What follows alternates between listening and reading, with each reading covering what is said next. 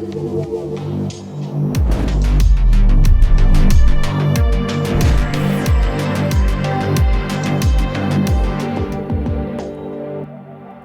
Chile. Hello, Congreso Futuro. So, just 17 minutes to talk about two main upheavals that cross together, one which is digital, the other is geopolitical, and both together affect strictly our political dialogue. So that's what we're talking about in the next 16.5 minutes. So, 21st century is digital. You all know that. What is digital space? What is cyberspace? Well, to make it simple, it's divided in 3 layers. One is physical, for instance, this thing, or whatever is on the screens, or whatever is transmitted about. This is going through cables, through machines, through satellites, through Wi-Fi antennas, etc., etc. So you have many transmitters. Digital doesn't mean not physical. This is first physical. But it's also soft, logical. And here it's about softwares, protocol, codes, whatever. Geeks are tapping on the keyboards. And then you have the third layer, which is of most importance probably, which is informational. Informational, it's first data. You have all heard about big data, all that data that the big tech companies are using to make money. However, beside this data, this set of data, you have information and communication, and the meaning that we're sharing all together. So when you're talking of digital, never forget one of these 3 layers. Big techs, as I said, big tech companies, you all know them. Well, many of them. You know the GAFAM, they are American. I would not say what is GAFAM, you know that. Have you heard about NATO, Netflix, Airbnb, Uber? But you have also those Chinese things. TikTok, many of you may know TikTok, but who knows about Baidu? Who knows about WeChat, Taibu, and Alibaba? Not few of them. These giants, these American and Chinese giants, works and dominate the 3 layers. Dominate. That's the point. If I look elsewhere, Russia is trying, but it's far away. They do not dominate the 3 layers. They have good things that try to dominate their own space, Russia, but that's all. They are not expanding out there. And then you have the rest of the world. Europe, Latin America, Africa, Asia. And all those countries, all those continents are pending are the big techs, either Chinese or American, North American. So, when we say that, what does that mean?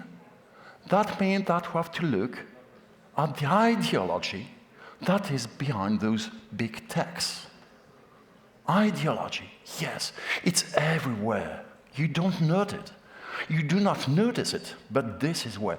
If you think to the story of Silicon Valley in the early 80s, 90s, they were talking of freedom of internet and already of transhumanism. But then, things goes on. Things went on. And what happened? You have somebody like Elon Musk and Department of Governmental Execution with the success we all witnessed. Elon Musk is not the most important. Most important is probably Peter Thiel. Who have heard of Peter Thiel here? Some of you, no many arms. But that guy is the real ideological habit that is behind the scene. And that's the guy who put J.D. Vance at an American vice president. That guy is very, very, very involved in ideology with notions like libertarianism, like freedom of expression, like First Amendment, and what's something they call individual sovereignty. Those who have made a little of political science think that sovereignty is usually something common. Peter Thiel says, no, sovereignty must be individual. This is a very strong political belief. We have to think about it. If I go elsewhere, across the Pacific, China, Beijing, Shanghai, what do I have? Communist Party. And here, this is absolutely not individual sovereignty. This is very collective. This is collectivist. And the ideology behind that is conformity to the party. The American, Chinese. What about Europe? I'm French, so I'm a European. I'm not like you, somewhere between the South and the West. In Europe, we have ideology as well when we talk about digital and sovereignty. And that's why the Europeans are making a lot of regulation and control of freedoms. Fight against disinformation, fights against terrorism, fights against COVID, etc., etc. If I look back to all the regulation passed by European governments in the last 10 years, I must observe the sharp decrease of individual liberties. Even the way that Europeans are dealing with digital is tripped with ideology. So, that's fitting. But if I look at that digital age, I see good things as well. Why? Because digital is giving us a lot of freedom. All of you have a smartphone. You have your apps. You travel, you take suburbs, metro, you meet your friends, you cultivate yourself with your smartphone or your computer. So many things for shopping, for geolocation, for services, etc. That's a brilliant and smart instrument and device for your own freedom. That's true. Smartphone is good for freedom. But smartphone is also something which is very effective for cross-communication. They're talking of social networks. What I observe is everybody is talking to a lot of people, and many more people than before, thanks to its smartphone. So, if you consider that, you may say that, okay, there is a digital revolution, there is an anthropological revolution, but this is good for humankind. Good. But when I link to what I said in the former slides, I look at those who are interested by our practice. They may be the big tech, the platforms. Why? Because data means advertising, means money. You have the criminals, because data means ransom or thief or whatsoever, means money. Illegal money, but money as well. But when you think to government, they're interested as well. Because data means a kind of social control, which for government means, be it liberal and democratic or very autocratic, but means maintenance in power. So, freedom, ideology, interest, control. Here is the equation and the link between digital and politics that goes together. This is, by itself, worrying. But that's not enough, because we are in a geopolitical environment which is crazy. If you look at the beginning of 26, we have Venezuela, we have Iran, we have Burma, we have Sudan, we have Greenland. Every day a news that is, wow, collapsing. We have leaders.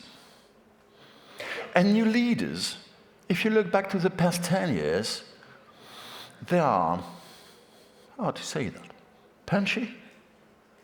Do you accept that word? Brutal.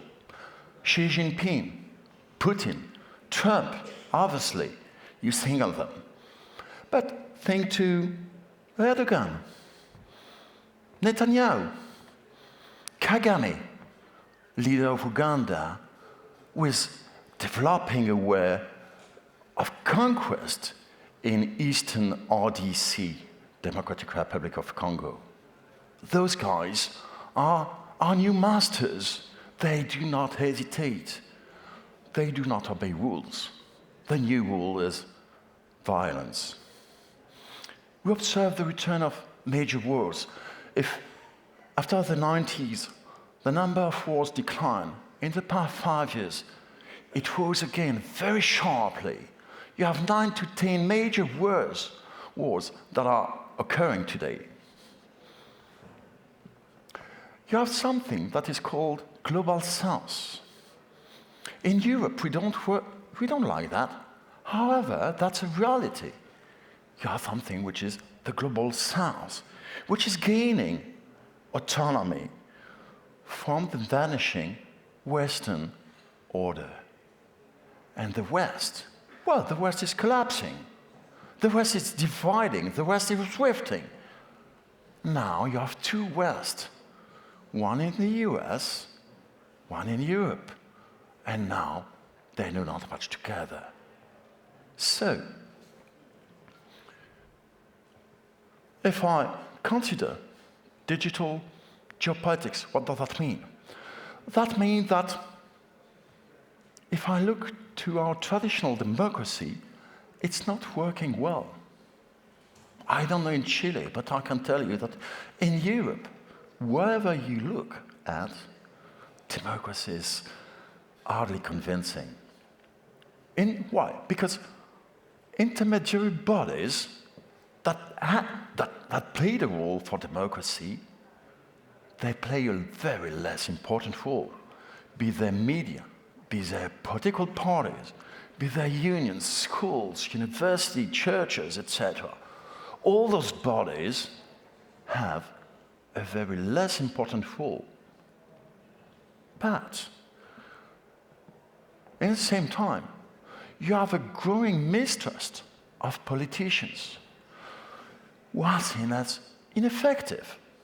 I'm talking of Europe, but if you look to US or Northern America, you may feel the same. Too much bureaucracy, too much technocracy.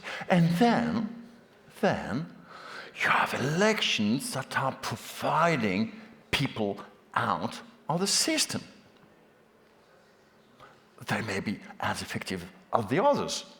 However, that's a signal that the traditional way is not working anymore. There is a demand for something else. And that political movement links to the geopolitical movement on one side and the digital movement of the other. I come almost to my conclusion.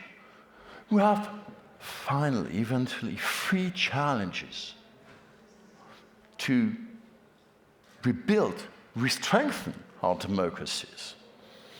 Because digital technologies encourage everyone to express themselves. That's good. But also enable insults and racism. So one challenge, and I'm just raising the question, I don't have the answer. And there are many young people here that your task to answer that question is, how can we promote high-quality public debate? And not just for the elites, not just for the guy in the university, for everybody, even downstairs. First question. Second question. Big tech companies, Chinese, Americans, whoever, can manipulate algorithms to suit their own interest. But then here, how can we promote a platform neutrality? Is that by business? Is that by regulation? Is that by other means? I don't know. But that's a crucial question. And third, governments can censor information. Officially to convert disinformation, I agree, but often to protect the ruling elites. And then the third challenge is, how can we regulate the digital space without infringing on civil liberties? Civil liberties and regulation. This is something old that we have to reinvent in the 21st century. As a conclusion, be optimistic. We have to be optimistic because there are many people talking of decline, talking of this is the end, and okay, but be optimistic. 21st century is not dark. It's changing, but not dark. It allows many more people to stay informed, to exchange ideas, to express, to talk together, to participate. People are more in the public conversation. That's good.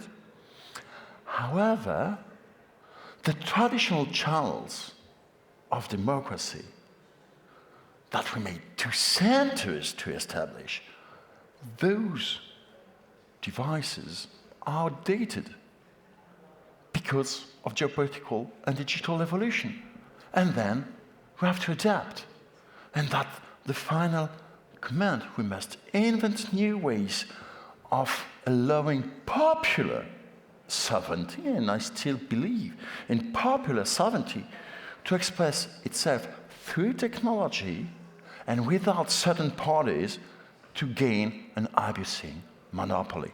This is a wish I hope that you will do. Thank you very much.